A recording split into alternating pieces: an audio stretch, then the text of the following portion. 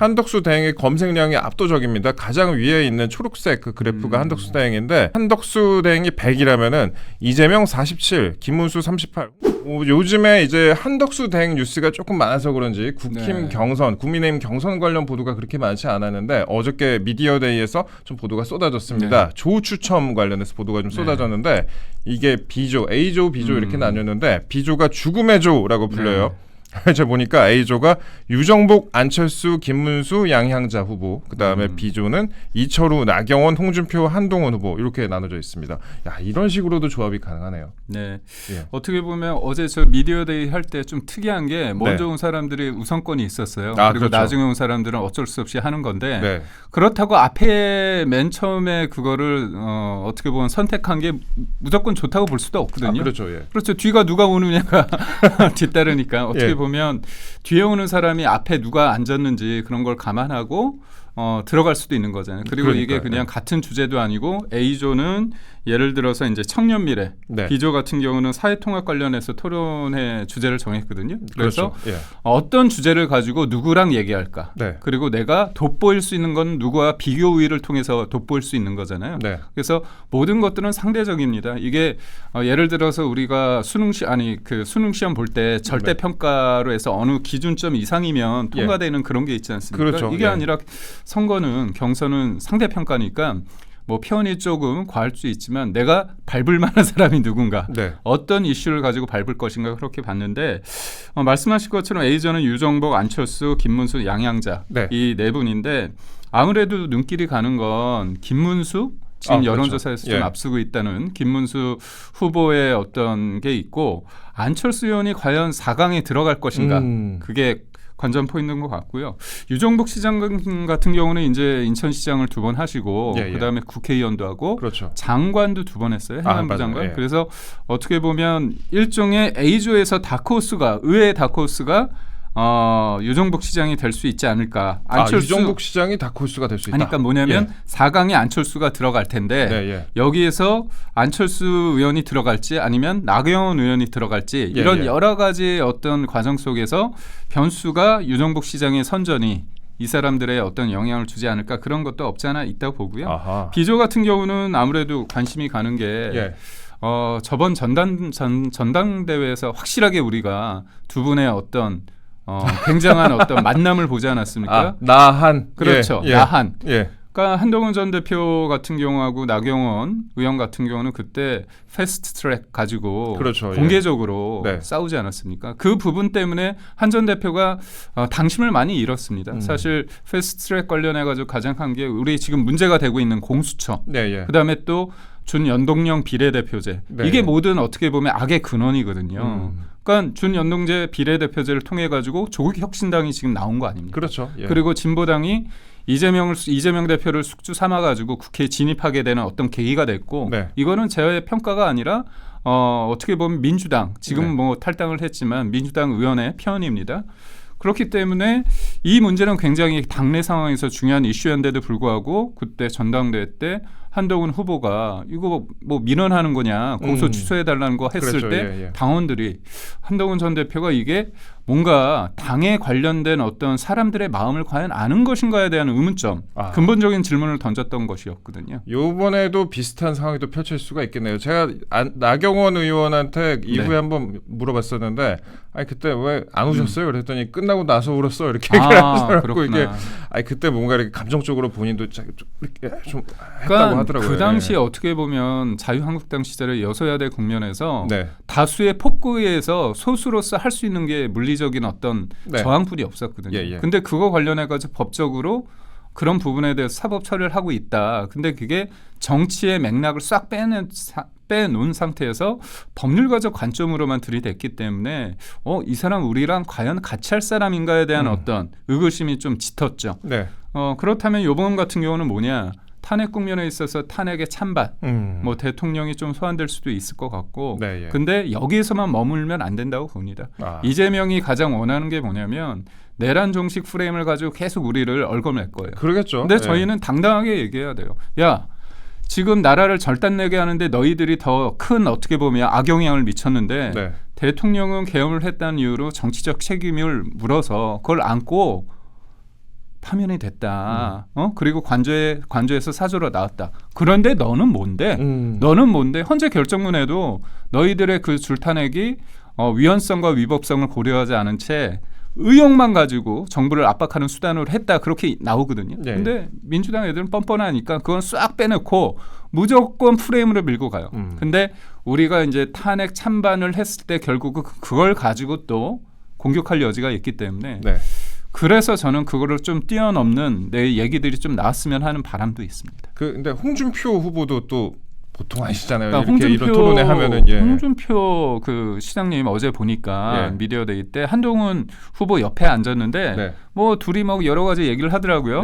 그러면서 이제 이게 어떤 미디어데이의 재미를 위해서 1분이 지나면 마이크가 꺼지게 돼 있지 않았습니까? 홍준표 시장이 얘기를 하고 좀 지났어요. 그래서 소리가 잘 안 들렸어요. 근데 한동훈 후보가 좀 길게 하니까 소리가 안 나오니까 툭툭 치면서 뭐 말하라라고 얘기해놓고서 나중엔 나보다 더 길게 했다고 얘기해요. 나보다 더 길게 하나요? 여기 계시는 그러니까 저는 그렇습니다. 지금의 한동훈의 존재감을 키운 게 역설적으로 홍준표 후보거든요.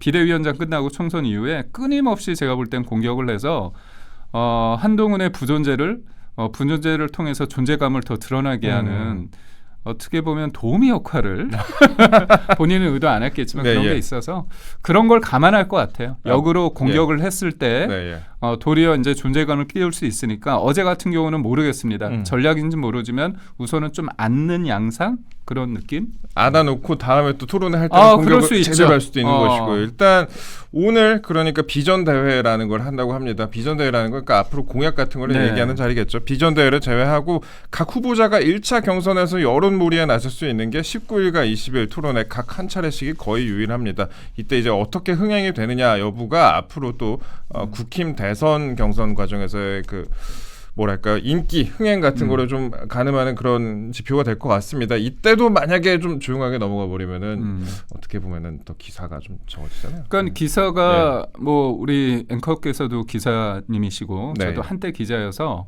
이게 기자분들이 언론에서 이걸 다룰 때 정책 위주로 보도를 해야 됨에도 불구하고 그러니까요. 이게 또 이렇게 뭔가 그 갈등 양상으로 보도를 하는데 이게 다 양면에 있습니다. 맞아요. 그래서 지금의 상황에 있어서 제가 볼 때는 비조 쪽에 눈길이 가는데 한동훈과 나경원, 그다음 한동훈과 홍준표. 근데 이제 공통분모는 한동훈이기 때문에 도리어 제가 말씀드린 것처럼 과하게 하다 보면 존재감을 키울 수 있다. 그리고 이게 사람들의 그 머릿속에는 뭐냐면 본선 경쟁력이 중요하다는 게 있거든요. 그래서 4등 안에 드는 거에 급급해가지고 내가 나의 능력치를 굉장히 좀 제한적으로 둘 건가 아니면 경선을 넘어 본선까지 생각하면서 좀 여유 있게 나의 정책을 하면서 이재명에 대해서 그러니까 이재명 개인은 무조건 안 된다가 아니라 지금의 어떤 시대 상황에 대한 정확한 인식이 필요할 것 같아요. 이재명 같은 경우는 본인 살자고 개헌에 반대하고 우리는 국민을 위해서 개헌을 하는 호응과 개헌의 세력이고 저쪽은 포퓰리스트잖아요. 포퓰리즘. 이거는 현상 유지적이고 우리는 미래를 위해서 뭔가 준비하면서 좀 힘들지만 그렇게 미래지향적인 거고. 그러니까 여러 가지 구도 속에서 이런 구도 속에서의 시대 상황 속에서 통합적 리더십과 그다음에 지금 트럼프의 어떤 관세 정책에 있어서 내가 그런 것들을 구현할 수 있다. 그런 정책적인 것도 좀 필요할 것 같은데 서막이 한번 열렸었죠. 뭐냐. 나경원 의원이 한동훈은 꼭 좀 이기고 싶다. 그걸 말씀하시죠. 근데 이제 그걸 가지고 이제 한동훈 후보는 받아쳤습니다. 근데 전 예시가 좀 적절하진 않은 것 같아요. 뭐냐면 예전에 통진당의 이정희 의원을 소환했거든요. 당시 박근혜 후보를 굉장히 당신 떨어뜨리고 나왔어. 근데 역풍이 불었잖아요. 그래서 본인도 이렇게 나경원 의원이 나 이렇게 하면 역풍 불 거다 이런 걸 제시할 것 같은데 제가 늘 얘기하는 건 그 통진당은 민주당이거든요. 지금 제가 말씀드렸잖아요. 이석기의 통진당을 지금 민주당이 닮아가고 있고 심지어 내란종식이라는 그 엉토당토하는 그 원탁 테이블을 꾸렸을 때 거기 진보당 누가 나왔어? 김재현 상임대표가 나와 있습니다. 그럼 사실 내란 선동으로 당이 해체가 됐는데 거기를 나경원 의원하고 이렇게 비교를 한다는 것 자체는 조금 과하지 않았나 그런 생각이 듭니다. 과하지 않았나 이렇게 네. 말씀하셨습니다. 사실 제가 이제 뭐 국힘 경선 시작하는 단계인데 월드컵에서도 예전에 보면은 죽음의 조에서 그 맞아요. 이변이 나오기도 해요. 그러니까 끝까지 한번 지켜보는 게 어떨까 싶습니다. 예전에 2014년 때 월드컵 보면은요 이탈리아하고 잉글랜드, 우루과이, 코스타리카 이렇게 D조가 있었는데 여기서 코스타리카가 조 1등을 했었던 뭐 그런 일도 있었으니까 그렇죠. 끝까지 한번 좀 지켜봐야겠다 이렇게 좀 말씀을 드리고요. 근데 제가 대변인님 뵈면은 꼭 한번 여쭤보고 싶은 부분이 있었습니다. 요즘에 만찬, 조찬, 오찬의 중간 차담까지 경선 후보들 오세훈 구애 경쟁이라는 보도가 쏟아지고 있습니다. 이틀 동안 5만남을 했다, 5번 만남을 했다라고 하는데 더 만났을 수도 있을 것 같고요. 앞으로 뭐 늘어날 수도 있을 것 같은데 그 기사가 그러니까 오세훈의 마음, 오심이 어디로 가느냐에 따라서 분석이 좀 다양합니다. 앞으로 어떻게 갈지, 그다음에 그 몇 퍼센트가 앞으로 어떤 후보들에게 어떤 영향을 줄지 이 부분에 대해서 굉장히 많은 보도가 쏟아지고 있는데 대변인님이 사실 오 시장님하고 학연 등 여러 가지 인연이 있잖아요. 가까운 사이라 여쭤보는데 어떻습니까? 저는 사실 이번 경선에서 좀 마음이 허합니다. 허해요? 왜냐하면 뭐 예. 저는 개인적으로 뭐 우리 앵커께서 말씀하신 것처럼 뭐 고등학교 선후배 관계이긴 합니다. 네, 예. 근데 이제 저는 그런 사적인 연을 떠나서 네. 우리가 2021년 서울시장 보궐선거를 한번 봐야 돼요. 네. 이게 우리의 어떤 중요한 어떤 가이드라인이 될 수 있다. 예시가 될 수 있다. 왜냐하면 우리가 박근혜 전 대통령 탄핵 이후에 큰 선거를 내리 3개를 다 졌습니다. 네. 총선, 지방선거, 대선 졌는데 그렇죠. 그때 반등할 수 있는 그런 어떤 무도한 문재인 정부의 그런 시기를 제어하고 반등할 수 있는 계기가 뭐였냐? 21년 재보궐선거였어요. 네, 예. 서울시장. 근데 그때 야인 생활을 10년 오 시장이 했어요. 그렇죠. 예. 그래서 그때 후보가 나경원 후보였는데 나경원 후보가 이길 거라는 당내 여론이 컸습니다. 예. 근데 이겼어요. 예. 그리고 또 안철수 후보는 그때 당 밖에 있었던 인사입니다. 그렇죠. 예. 그래서 단일화를 했어요. 그래서 이겼죠. 지금하고 어떻게 보면 구도가 그렇죠. 비슷하네요. 예. 그래 이겼는데 네. 박영선 후보를 그때 어느 정도 이겼냐? 예. 서울시의 행정동이 예. 400개가 넘어요. 420 몇 개인데 5개 동 빼고 다 이겼어요. 맞습니다. 저 기억나네요. 압도적으로. 예, 예, 예. 그러니까 결국 우리가 지금 이재명이란 건 굉장히 상수인데 이거는 고인물이잖아요. 그러니까 뻔해.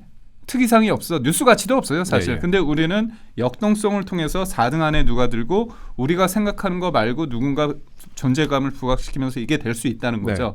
근데 저는 그러면서 저는 오 시장의 역할이 있었고 저는 오 시장의 가능성을 크게 봤는데 그 큰 공간이 빠졌잖아요. 네, 예. 그래서 좀 호합니다. 그렇다면 오세훈 시장을 바라봤던 사람들은 뭐냐면 본선 경쟁력을 좀 중시합니다. 네. 그리고 오 시장님의 장점이자 단점이 있어요.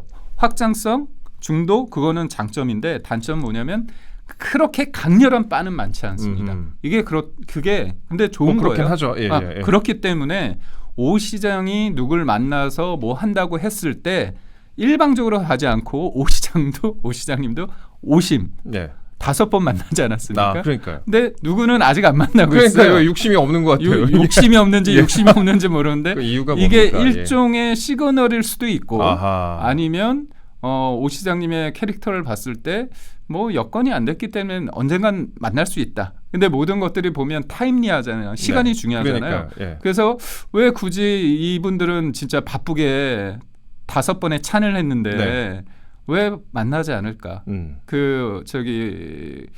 한동훈 후보께서는 그런 표현을 하더라고요. 그날 나는 대구 TK 쪽 사람들을 만나고 있었다. 그래서 언젠가는 만나겠죠. 뭐 그런 좋은 말씀을 하시더라고요. 근데 이제 그걸 바라보는 여러 시선이 있고 여러 해석을 낳고 있기 때문에 오 시장님의 오심이 어디 있는지 잘 모르겠으나 저는 우선 4강에 있어서 한 명이 강력한 오세훈이 빠졌기 때문에 그 빈자리에 누가 들어갈까? 그리고 지금 만남 5번의 만남이 어느 정도 역할을 할 거고 그다음에 또 하나는 뭐냐면 무엇보다도 제가 말씀드린 것처럼 이길 수 있는 후보, 확장성 있는 후보에 사람들의 마음이 갈 거다. 근데 이게 오 시장에 대한 마음이 컸던 사람들이 전화를 받으면 어떨까요? 그건 궁금해요. 어떻게 해야 될까요? 누군가를 찍을 수도 있지만 안 받을 수도 있습니다. 안 받을 수도 있다. 네. 아하. 그리고 확장성과 그런 걸 봤을 때 지금 경선에는 들어갔지 않지만 지금 계속 이렇게 회자되고 있는 한덕수 권한대행에 관련해 가지고 아하. 마음이 좀 중첩되는 분들이 좀 없지 않아 있을 것 같아요. 사실 오세훈 시장이 불출마 선언하자마자 만난 게 이제 맞습니다. 한덕수 땡이잖아요. 그게 사실 어떤 의미일까 궁금했어요. 그러니까 저는 오 시장님이 두 가지를 생각한 것 두 같아요. 가지. 예. 내가 나갔을 때 네. 본인 워딩으로 멈출 수 있는 용기잖아요. 음. 나갔을 때 결국은 이제 서울시정에 대한 어떤 책임감 예. 그런 부분이 없지 않아 있을 것 같고 한덕수 권한대행에 대한 사람들의 관심이 모아지잖아요. 네. 그렇다면 현실적으로 자기와 어떤 중첩되는 게 있다면 예. 그 표현이 있습니다. 나 아니면 안 돼라는 오만이 횡행하고 있다. 아하. 그거잖아요. 그렇다면 내 입장에서는 서울시정에 대한 거 있고 내가 가질 수 있는 본성 경쟁력을 누군가 가지고 있다면 그 사람이 잘 되는 것도 중요하지 않을까에 대한 생각이 있었고 네. 그 사람이 과연 누굴 것인가에 대한 생각은 저는 한덕수 권한대행이 있지 않았을까. 그래서 자연스럽게 발걸음이 그쪽으로 옮겨졌을 것 같다는 생각이 들고요. 야, 예. 그런 측면에서 봤을 때 오심은 굉장히 어떻게 보면 전 개인적으로 네. 한덕수 권한대행에 대한 좀 있을 것 같고 나머지 사람 자기 빈자리를 채우는 4강에 누가 들어갈 것인가 했을 때 한쪽으로 확 쏠리지는 않을 거예요. 아하. 그런 느낌입니다. 충분히 말씀해 주셨습니다. 이해가 확 됐습니다. 그런가요? 아직 식사 안 하신 분들하고는 앞으로도 안 할 것 같아요. 당분간은. 아니, 이게 진짜 바쁘잖아요. 예. 제가 볼 때는 예. 차는 드실 수 있죠. 아, 차는 마실 수 있습니다. 예, 알겠습니다. 충분히 좀 말씀을 해주신 것 같고요. 저희가 그러면 여론조사 얘기도 짧게 좀 해보겠습니다. 그 두 개를 말씀드릴 건데 일단 먼저 NBS 조사여서 국힘 후보 적합도 조사입니다. 홍준표 후보가 12%를 기록해서 선두를 차지했습니다. 홍준표 후보가 선두를 차지한 조사는 거의 처음 보는 것 같은데 최근에는 여기에 또 보수층 한정 조사에서도 21%를 기록해서 김문수 후보를 또 제치기도 했어요. 이런 추세 어떻게 좀 우리가 판단을 해야 될까요?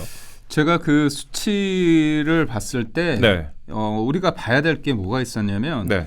아무도 지지하지 않는다. 그게 한 40인가 50이지 않았나요? 아직 마음은 안 정한. 네. 그게 어떤 의미냐면 제가 김문수 후보에 대해서 대통령의 탄핵 관련해서 파면 결정 이전과 이후가 좀 다를 거다. 네, 예. 왜냐하면 우리가 볼 때는 김문수 후보에 대해서 사람들이 처음에 지지율이 높았던 건 뭐냐면 대통령을 지킬 수 있는 사람. 예. 헌재 결정 전에. 근데 이게 국면이 바뀌었잖아요. 예. 그렇다면 이길 수 있는 사람, 그러니까 대통령을 지키는 게 선거를 이겨서 지킬 수도 있지만 그거보단 좀 더 확장이 된다는 거죠. 예. 그래서 김문수 후보를 바라보는 측면이 없지 않아 있어요. 예. 그래서 저는 생각보다 지지난주에 뭐라고 얘기를 했냐면 김문수 후보의 지지율이 좀 변동 가능성이 있다. 아하. 그리고 단기 레이스에서 홍준표 시장이 좀 선전할 가능성이 있다. 예. 근데 여기에서 봐야 될 게 뭐냐면 지지하지 않는다가 제가 기억으로는 40인가 50% 가까이 맞아요. 되거든요. 예. 이 사람들이 굉장히 크다는 건 어떤 의미냐? 아쉽게도 네. 한덕수 권한대행이 거기에 없었거든요. 그러니까 한덕수 권한대행에 대한 마음, 예. 확장성 있는 후보에 대한 마음이 있다 보니까 네. 그 마음이 아예 없잖아요. 이게 없고 그냥 원래대로 그러니까 한덕수라는 어떤 변수가 없으면 김문수 쪽으로 올라갈 겁니다. 그리고 또 김문수 후보가 이게 그렇다고 해서 후보 측 캠프 측에서 전략적으로 이걸 못하고 있다 아니에요. 예. 왜냐하면 단일화를 열어놨잖아요. 네, 예. 그렇기 때문에 단일화를 원하는 사람, 적극적인 사람은 최종 후보자가 누구 되기를 원하겠죠? 김문수 후보겠죠. 예. 그렇죠. 그러면 어차피 4강에서 2강, 1강이 되는 게 목적이잖아요. 예. 그 다음에 제가 말씀대로 한덕수 대행이 나왔다고 해서 싸워서 이기잖아요. 네. 그럼 더 큰 김문수가 되는 거예요. 아하. 그리고 지잖아요. 그러면 그런 거죠. 나를 밟고 가라. 당신은 국민의힘 후보가 아니라 국민의 후보가 되라. 예. 그러면 더 큰 거잖아요. 네, 예. 그러니까 결국 저는 그거예요. 이 그 중도 보수 국민의힘 지지자들 그리고 대한민국 국민의 사람들은 특정한 사람이 나만이 이길 수 있다. 이게 네. 굉장히 선거 전략상 맞는 듯하지만 이것으로 인해서 확장성이 없거나 이것으로 인해서 단일화나 이것으로 인해서 빅텐트가 제대로 못 쳐지면 그 사람에 대해서 큰 관심이 없습니다. 이기기 위해서 이 사람이 열린 자세를 갖느냐가 되게 중요한 관전 포인트가 될 수 있다. 그래서 저는 지금 홍준표 시장이나 한동훈 대표가 네. 한덕수 권한대행에 대해서 비판을 많이 하잖아요. 그렇죠. 예. 근데 한덕수 권한대행에 대한 국민의 관심이 유지되고 지지율이 어느 정도 되면 나중에 가면 당연히 단일화를 할 수밖에 없다. 왜냐? 2, 3, 4 주자들이 물을 거 아니에요. 1등 주자한테. 당신 그렇죠. 안 해요? 그럼 뭐라고 대답할 거야? 방자하다. 네, 뭐. 그런가요? 그러니까 이게 이번 선거가 역설적으로 저는 하나가 될 수 있다고 생각하는 게 뭐냐면 한 사람의 집요하게 그 사람만을 위해서 경선을 싸우다가 본선됐을 때 화학적 결합이 안 됩니다. 잘 안 돼요. 근데 맞아요. 지금의 상황은 뭐냐? 한 사람에 올인하는 게 아니라 큰 판을 보면서 될 사람을 지금 관전을 우리가 보고 있는 거예요. 그러고 딱 되는 순간 우리는 전사적으로 도울 겁니다. 예, 알겠습니다. 이게 또 차기 당권 이런 거하고도 관련이 있고 그래가지고 앞으로 또 관전 포인트가 여러 개가 있을 것 같은데 이 얘기는 이 정도 저희가 다뤄보고 다른 조사 결과도 좀 보겠습니다. 여론조사 공정에서 발표한 조사인데 무당층 3자 대결에서 이재명, 한덕수 두 후보가 2.5%포인트로 오차 범위 내 결과가 나왔습니다. 32대 30 이렇게 나왔습니다. 그러니까 결국 우리가 한덕수 권한대행에 대해서 관심을 갖는 이유가 뭐냐면 두 가지인 것 같아요. 첫째는 이 사람이 가지는 그 삶의 이력에서 경력 속에서 지금 시대 정신과 딱 맞다는 거잖아요. 우리가 이재명 생각하면 딱 떠오르는 갈라치기, 찢어놓는 거 이런 거잖아요. 그거에 대해서 되게 무섭잖아요. 이 사람이 정권을 잡았을 때 행정 권력 그다음에 사법부마저도 확 기울어져 있는 상황에서 철저하게 자기를 위해서 그거를 쓴다는 거죠. 그러니까 법의 지배가 아니라 법에 의한 지배. 사실상의 자기의 권력을 장기화할 수 있는 진짜 안 내려올 것 같은 느낌이잖아요. 근데 한덕수란 사람은 통합적인 리더십이잖아요. 자기가 지역적으로도 전주 출신에다가 그다음에 진보 정권, 보수 정권을 넘나드는. 그렇죠. 그리고 지금의 상황에 대해서 어제 이 자리에서 나왔던 우리 홍 시장님? 아니 홍 시장님 말고 여론조사 배종찬 배종찬 소장님 소장님이 말씀하는 트심 저는 그거를 트심을 관심이라고 보거든요. 관심이 뭐냐 관세 그러니까 트심 이 시대사적 흐름 속에서 보호주의 그러니까 자유무역 기조에서 보호무역으로 바뀌었잖아요. 그렇다면 이걸 실제로 자라날 사람이잖아요. 그렇다면 이 한덕수에 대해서 사람들이 관심이 있을 수밖에 없는 거잖아요. 이게 서울이나 TK 30대에서도 이재명 후보를 앞섰다 이런 결과가 결국은 뭐냐면 선거 전략은 그렇습니다. 집토끼끼리 쫙 결집을 하고 결국은 나중에 스윙보터 역할을 하는 거는 무당층 중도 그다음에 어떻게 보면 젊은 20, 30대잖아요. 그렇다면 이 사람들의 마음을 얻을 수 있는 사람이 누군가 그거에 대해서 사람들은 관심이 갈 수밖에 없고 여기에서 이긴다는 건 결국 최종 승자가 될 수 있다는 거잖아요. 그래서 이게 굉장히 어떻게 보면 비등점이라고 해야 되나요? 뭔가 이렇게 넘길 수 있는 그런 상황에서 저는 사실 3년 전 대선에서 우리가 제법 크게 이길 줄 알았는데 0.73%로 이겼거든요. 좀 약간 이해가 안 되지만 아무튼 믿어보고 그렇다면 이번 선거도 누구도 마음을 편하게 가질 수 없고요. 선거는 누가 절박하느냐 그리고 상대가 얼마나 오만하느냐의 싸움이거든요. 그 오만의 틈을 우리가 절박함으로 어떻게 보면 이렇게 딱 들어가는 그런 것입니다. 그렇습니다.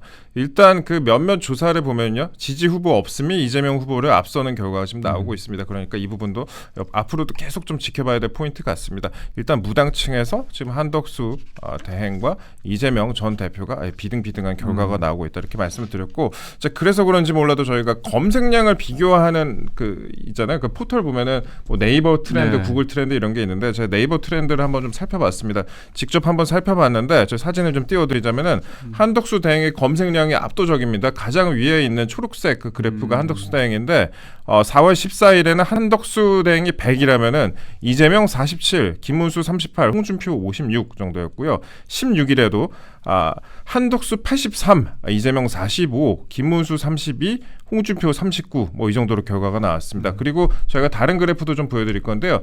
다른 그래프 하나 더 보여드리면은 이게 2030 관련된 그래프인데 이 2030 관련된 그래프에서도 한덕수 대행이 상당히 높은 2030만 특정한 그래프에서도 상당히 높은 검색량을 보였다 이걸 볼 수가 있습니다. 그러니까 지금 한 대행이 검색량이 압도적인 것도 그렇지만 여권 후보를 합치면은 또 야권에 있는 유일한 지금 후보로 꼽히는 지금 이재명 전 대표에 비해서 더 압도적이다 이 말씀을 좀 드릴 수가 있습니다. 사실 이재명 전 대표 같은 경우는 이제 신상이 아니잖아요. 네, 예. 그리고 그때 무대를 독차지했습니다. 대통령이 직무정지된 상태에서 본인이 무대 위에 올라가지고 혼자 마이크 들고 떠든 거죠. 그러다가 이제 재발에 자기가 어떻게 걸려 넘어지기도 했는데 예를 들어서 반도체 특별법 52자 그렇죠. 예외 예. 같은 경우 해줄 것처럼 안 해주고 네. 그다음에 상법 개정안 같은 경우도 문제인데 그런 측면에서 봤을 때 예. 저희는 이 한덕수에 대한 사람들의 재발견 네, 예. 이게 있는 거죠. 그리고 무엇보다도 보면 박미설이 좀 꾸준히 제기되고 그렇죠. 있지 않습니까? 꾸준히 나오고 있죠. 예. 근데 저는 트럼프가 전화상에서 당신이 대통령 될 가능성이 있냐, 네. 나올 거냐 그렇게 네. 묻는다고 하고 만나고 싶다는 얘기를 한 거잖아요. 그렇죠. 근데 트럼프가 어떤 사람입니까? 그냥 막연하게 얘기하지 않거든요. 당연하죠. 되게 예. 비즈니스맨이잖아요. 예. 치밀하잖아요. 치밀하잖아요. 이 사람은 탑다운 방식으로 모든 걸 해결합니다. 네. 정상과 정상과의 만남 속에서.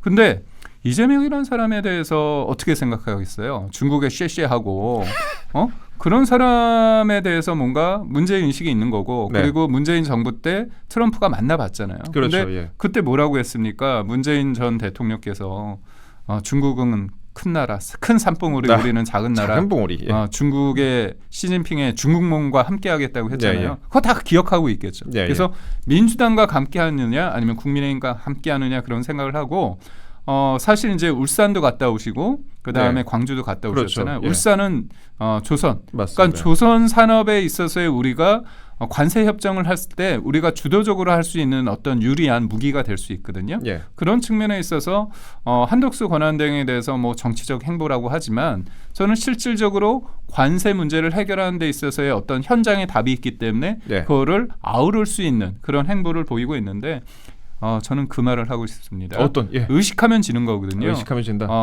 저기 겁먹은 개가 고마운 개가 더 짖나요? 그렇죠. 예, 민주당이 과하게 공격하고 있어요. 예. 뭐 나오면 땡큐라고 하는데 네. 굉장히 떨고 있습니다. 지금 뭐 굉장히 비판을 많이 하고 있는데 일단 미국이 많이 관심을 한덕수 대행에 대해서 갖고 있는 것은 뭐 보도로도 많이 지금 확인이 됐고요. 그다음에 뭐 여러 가지 차마 기자들이 알고도 발표를 못하는 부분이 좀 있어요. 이게 외교 관계가 얽혀 있으니까 지금 일부 언론사에서는 대부분의 그 내용을 좀 파악을 한 것 같더라고요. 그런데 지금 출국에 대해서는 약간 고심 중인 것 아닌가 그런 뭐 관측도 좀 있는 것 같습니다. 지금 시간이 상당히 좀 촉박하잖아요. 그래서 일단은 한덕수 대행이 관세 조기 협상은 기회가 될 수 있다라고 긍정적인 전망을 했다는 그런 보도가 나오기도 했는데 이런 상황에서 직접 미국에 가서 대미 협상을 할 것이냐 아니면은 지금 일단 다음 주에 최상목 부총리가 가죠. 그다음에 안덕권 장관도 가기 때문에 그 두 사람이 좀 유의미한 성과를 얻은다면 그 다음 스텝으로 또 혹시나 방미를 하게 될 것인가 이 부분에 대해서 좀 관심이 쏟아집니다. 네. 예. 그렇습니다. 예. 제가 이 정도 얘기했으면은 뭐 더 이렇게 좀 한 말씀 좀 부탁드릴게요. 그럴까요? 예. 저는 뭐냐면 한덕수 권한대행은 언제든지 예. 다이렉트로 영어로 예. 트럼프랑 얘기할 수 있기 때문에 화상도 가능할 수 있고요. 화상 통화도 지금의 가능하겠네요. 다음 예. 주 같은 경우는 이제 최상목과 안덕근 네. 조합에 좀 네. 맡겨보고요. 네. 결정적인 상황에서 만약에 안 풀린다 하면 나갈 수도 있고 네. 잘 풀린다고 해서도 또 나갈 수도 있는데 네. 저는 곧바로 한덕수 권한대행이 지금 방미하는 것보다는 네. 조금 상황을 봐도 될 것 같습니다. 조금 봤으면 좋겠다 이렇게 네. 말씀하셨고 사실 그렇습니다. 지금 화상통화 얘기도 하셨는데 화상통화도 어떻게 보면은 둘이 투샷이 잡히는 거잖아요. 그렇죠. 그것도 보도 자료로도 충분히 좀 활용이 가능할 부분 같습니다. 꼭 미국에 가지 않아도 그런 그럼요. 방법도 좀 있을 것 같고 여러 가지 앞으로 다음 주가 정말 중요할 것 같습니다. 이게 시간적으로 미국에 만약에 간다고 해도 갈 수 있는 시간이 다음 주나 다다음 주 초 정도밖에 없거든요. 만약에 간다면 예. 다음 주 수목 안에는 가야죠. 그렇죠. 이게 최소 2박 4일은 걸릴 테니까 네, 그 정도 저희가 좀 관측을 해봤습니다. 이게 많은 분들이 좀 관심을 갖고 계세요. 사실 주식 같은 걸로도 좀 테마주다고 엄청나게 좀 뜨고 있는데 많은 관심이 좀 집중이 되고 있는 것 같습니다. 저희가 이 정도 짧게 한번 한덕수 대행 관련된 부분도 좀 다뤄봤고요. 어제 오후에 좀 보도가 됐던 부분이 하나 있는데 이걸 저희가 짧게 좀 다뤄볼게요. 윤석열 전 대통령 변호인단 일부와 지지자들이 어제 신당 창당을 예고를 했다가 보류를 했습니다. 윤 어게인 신당이다 이런 식으로 이제 카톡방 같은 거, 기자들 단톡방 같은 것도 파기도 했었는데, 그런데 이제 윤 전 대통령이 만류를 해서 접었다. 윤석열 대통령이 만류를 해서 접었다라고 보도가 나왔습니다. 이거 좀 어떻게 보셨어요? 대통령 이제 그 탄핵 국면에서 변호인단이 있지 예. 않았습니까? 그분들이 어떻게 보면 자발적으로 하신 것 같아요. 네. 이런 상황 속에서 목소리를 좀 내야 된다. 그런 부분에서 좀 나오셨는데, 저는 개인적으로 대통령이 예. 정리를 하셨습니다. 이러면 네. 안 된다. 사실상 어떻게 보면 지금 대선 국면에 있어서 하나로 모아져야 되는데도 불구하고 그러지 못한다. 네, 예, 그런 예. 상황 속에서 저는 어제 오후에 이런 분위기 속에서 빨리 좀 정리가 된 거 아닌가. 빨리 정리가 됐다. 그러니까 저는 충분히 그 이분들의 마음과 열정과 이분들의 어떤 능력이 있다고 봅니다. 예, 근데 예. 이제 그럼에도 불구하고 이게 그 민주당이 원하는 방식은 우리가 뭔가 이렇게 분열되는 양상이거든요. 물론 이분들이 이런 신당을 창당한다고 손치더라도 네, 예. 이게 꼭 분열의 양상이 되는 게 아니라 시너지도 날 수 있습니다. 예. 하지만 그런 과정 속에서 혹여나 언론이나 민주당에서 이제 그런 프레임을 가지고 뭔가 계속 공격할 여지를 줄 수 있거든요. 네, 예. 그리고 또 정치라는 것들이 정치 문법이라는 게 엄연히 존재하는데요. 네. 이게 좀 거칠게 하다 보면 이게 파열음으로 될 가능성이 있기 때문에 저는 경선 그다음에 대선 국면보다는 나중에 만약에 필요하다면 그런 정치적인 어떤 움직임이 꼭 나쁘지만은 않다고 봅니다. 이게 사실 4월 초부터 이달 초부터 신당 창당 얘기가 좀 나왔었잖아요. 근데 당시에 제가 한 2주 전쯤이었습니다. 2주 전쯤에 이 신당 이번에 그 한다고 이름이 거론됐던 사람과 좀 만난 적이 있었는데, 그때 취재를 했을 때도 윤 대통령이 딱히 창당에 긍정적인 생각은 아니다라는 네. 식으로 저는 얘기를 들었습니다. 그때는 그랬었습니다. 근데 일단 윤석열 대통령이 만류를 해서 뜻을 접었다 이렇게 좀 말씀을 드렸고, 우리 대변인 말씀도 지금 굳이 이렇게 해야 될까라는 그 정도의 말씀을 좀 하신 것 같아요. 예. 그러니까 결국은 시점이란 게 굉장히 중요합니다. 이 네. 경선도 사실 우리가 한 채 2주가 안 되거든요. 네, 예. 그 과정 속에서 우리가 또 한덕수 권한대행이 어떤 선택을 할지 모르는데 예. 그런 과정 속에서 여러 가지를 생각할 거리가 있는데 또 다른 변수가 있는데 그 변수가 물론 플러스가 될지 마이너스일지를 모르지만 네. 조금 예측 가능성을 높여야 된다는 측면에서 특히나 저쪽 민주당이나 그다음에 일부 언론에서 이거를 굉장히 악의적으로 해석하면서 보도하고 공격할 여지가 있다. 그렇기 때문에 저는 선의가 선의로서 해석되지 않는 환경이 있을 수 있기 때문에 지금은 좀 아니지 않은가 그런 생각을 저는 개인적으로 해봅니다. 예.